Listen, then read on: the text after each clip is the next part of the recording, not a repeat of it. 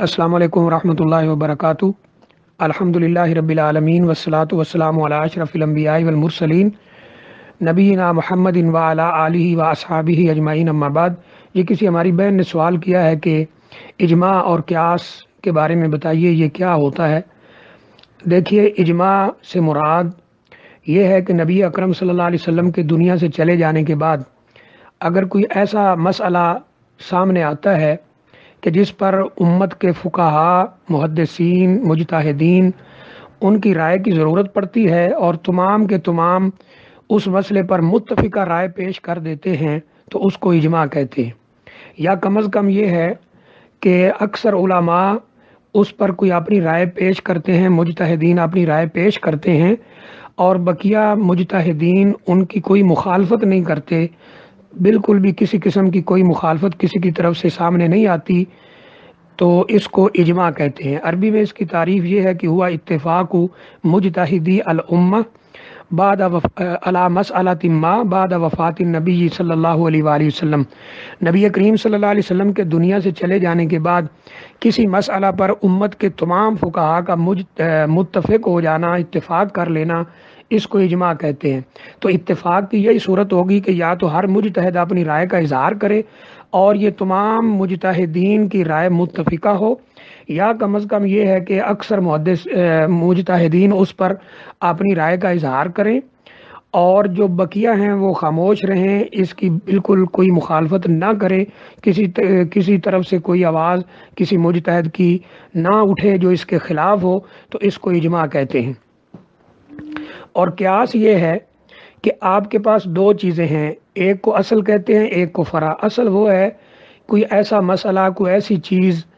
جس کا حکم شریعت میں واضح طور پر موجود ہے، اس کو اصل کہتے ہیں،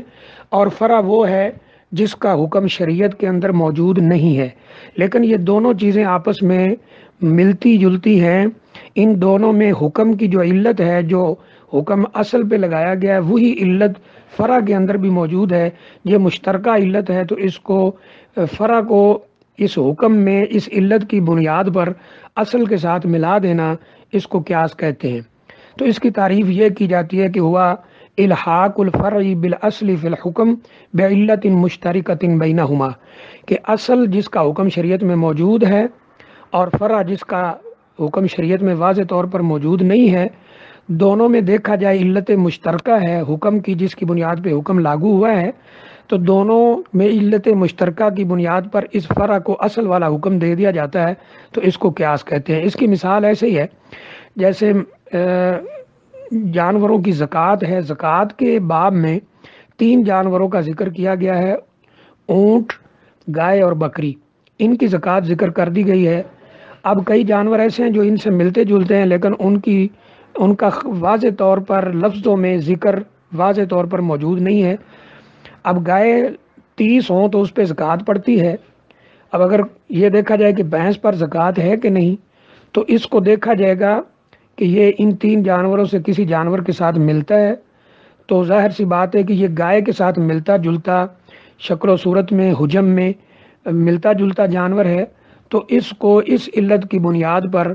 گائے والا حکم دے دیا جائے گا کہ اگر کسی شخص کے پاس 30 بھینسیں موجود ہیں تو اس کو بھی اتنی ہی زکوٰۃ دینا ہوگی جتنی اس شخص کو دینا ہے جس کے پاس 30 گائے ہیں۔ اس طرح کوئی اور جانور ہمارے سامنے آتا ہے جو بکری سے ملتا جلتا ہے، تو اس کا حکم بکری کے ساتھ ملا دیا جائے گا کہ 40 بکریاں ہوں تو زکوٰۃ پڑتی ہے،